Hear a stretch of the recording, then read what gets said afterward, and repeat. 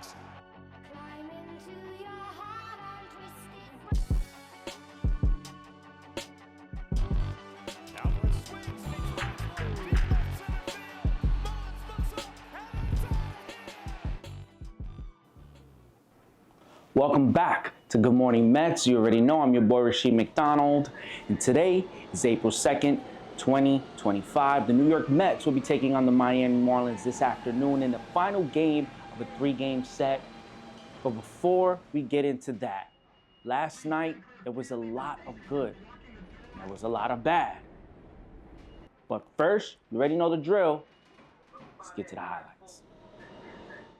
Kodai Senga making his first regular season start for 2025, his first since July of last year. Bottom first, Xavier Edwards going gap for a double to lead off the game for the Marlins. They're in business for Xavier Edwards. Next batter, Kyle Stowers, mistaken location. 2-run bomb from Kyle Stowers give the Marlins the lead. Next inning, Brandon Nimmo answering right back, no cap. Solo shot for Brandon Nimmo, his second of the season. Next inning, Luis Angel Acuna going corner for a double to lead off the inning as he continues to swing the bat very, very well this season. Francisco Lindor, a couple batters later, goes right back up the originator to tie the game for the Mets. More on Francisco Lindor. Bottom four, leadoff man. Routine grounder for Francisco Lindor, boots it, his second error of the game, gives the Marlins life. Ayo Paulie going gap, buying stuff for his friends as the Marlins take the lead 4-2. They will go on to win the game. Final score, 4-2. This afternoon, Clay Holmes will be taking the mound, and for the Marlins will be Connor Gillespie, not that Connor Gillespie. And the Mets are going to be looking to take this series, and I really think that they will, right? We have to just rein everything in together, understand what's in front of us, and I think the Mets will put some good at-bats together, and then they'll bring it home. So let's get into some of what happened last night, right? Kodai Senga had a good game.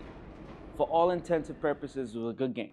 Only 2 earned runs, 4 runs came in, 2 errors for Francisco Lindor, which is, really what cost the game at that point. But I will say this, right? Because there's been a lot of talk about Francisco Lindor just had a baby. Congratulations to the Lindors in welcoming their first son into the world. And yes, that could be very stressful for a person. And Francisco Lindor, he's a professional, right? So he's not going to put any blame on that. He's going to put all the blame on himself. He should have did better. He should have, really handled the situation that he's handled a bunch of times before. And so when you look at that accountability, you have to tip your cap. This is the reason, one of the reasons why we want him as the captain is because of that. And another thing that I want to say is, no, right? One, you have to give credit to his wife because she's a warrior, she's a trooper. Not only his support system, but someone who is aligned with his vision. And that's super, super, super important, as a man and as a person, as a wife, as a homemaker, whatever it is that their dynamic is, they are on the same page. And you have to give them credit, right? So for all the people, he should just, take the time, that's the time that's allotted to him. It's going to make everybody else feel like they need to, no, everybody's situation is different, right? We've seen situations where, people, like last year, right? Sterling Marte, he took his paternity leave. So everybody does what they have to do in the moments that they have to do. So I don't think this is anything that we should really, he wanted to play, he wanted to be there. His wife, was aligned with that vision, and so he was there, right? Give him credit, give her credit. Good thing the baby came on an off day, so at least there wasn't that stress of having to leave a game or anything like that, right? So I think they're fortunate and blessed to at least have that moment for them as a unit, right? But enough about that. The errors happened. They did. And you can't erase it, right? The only thing you can do is assure yourself, right? Because when I think about Francisco Lindor, I think Francisco Lindor is the #1 shortstop in baseball, period, right? And I get it. It's up for debate, and I understand that, but I don't think the Bobby Witts and the Gunnar Hendersons are at the level of a Francisco Lindor yet, right? Francisco Lindor is in year 12. He's every bit the veteran. He's been there, done that. Only thing he hasn't done is won a championship. So we have to at least put a little bit of respect on the name of Francisco Lindor, who he is. But there was a conversation about, his slow starts. And these slow starts are costing him at the end of the year when it comes to individual awards. Now, he doesn't care about the individual awards. Clearly, we see, right? He doesn't care about those individual awards.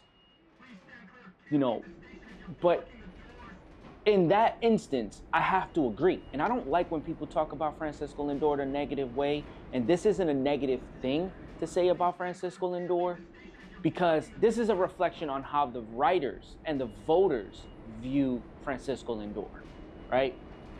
He's slow starter, notorious slow starter, and that costs him at the end of the year, because while other people are, putting in decent numbers and they're keeping up to par, and then they start picking up MVP momentum, Francisco Lindor is just picking up MVP momentum, and then it's a blitz, right?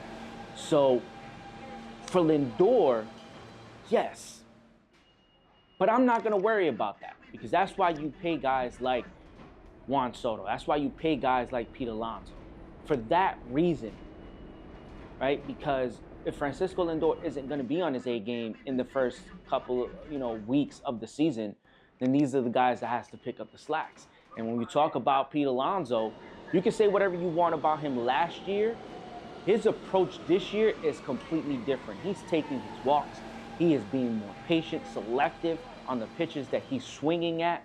You saw in Houston that he swung first pitch, which is not ideal, but it's also not something that Pete Alonso does a lot as well, right?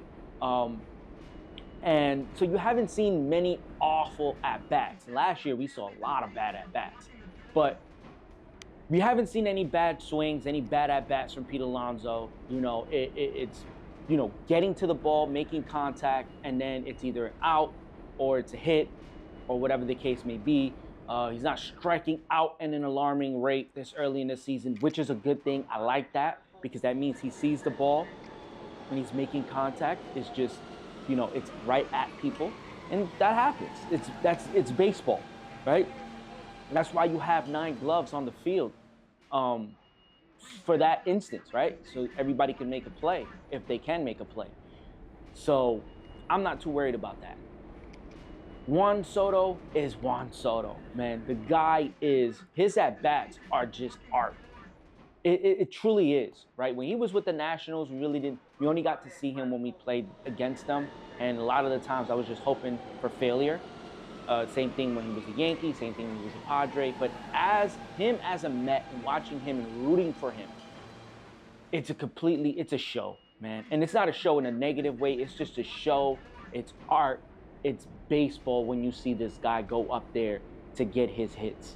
So, or to, and he doesn't get cheated, which is something like you would think like, oh no, he's just very patient, no, he's a hitter. Like I said, the best hitter in baseball is Juan Soto. So that is in full effect for Juan. And I have to give credit to the bottom of that order, right? Brandon Nimmo's doing his thing. Mark Vientos isn't having a lot of bad at-bats. He's just hitting them at people, right? And that's kind of the theme for a lot of guys, right? Even Luis Torrens had a really good at-bat last night, which We really thought it was going to leave the stadium. Cameraman made us think it was going to leave the stadium and tie the game, but unfortunately it didn't. And that's okay. That's cool. You get what I mean? Because to me, it's not a positive result, but it's a positive at bat, because that just means they're on it, right? And then it just become a percentage thing where it's like, all right, what percentage of these type of at bats are going to result in positive, outcomes, like a base hit or not a base hit. So those are the things that I look at, right? I don't like to look too deep into the X, stats. I like to look at what my eyes can see, and what I see is they're on it, maybe just a little bit off. The only one that I see that is really just kind of struggling a little bit, it's from a few batters. Jose Siri is done good, but he's still the Jose Siri who's just a free swinger, is going to swing. He did have a double in the other game. I like to see that. He took it the other way. We need to see more of that. And you see that he's putting an effort to have good at bats. Brett Beatty is another one who, I hate it when the lights come on and his at-bats just don't look the same as it does in the spring. I don't know what the testament is to that, but whatever it is. So we'll see what comes from this. Today, this afternoon, they're going to try to take this series. Hopefully they do. We'll see what happens. I'm Rasheed McDonald. You already know the vibes. Let's go Mets.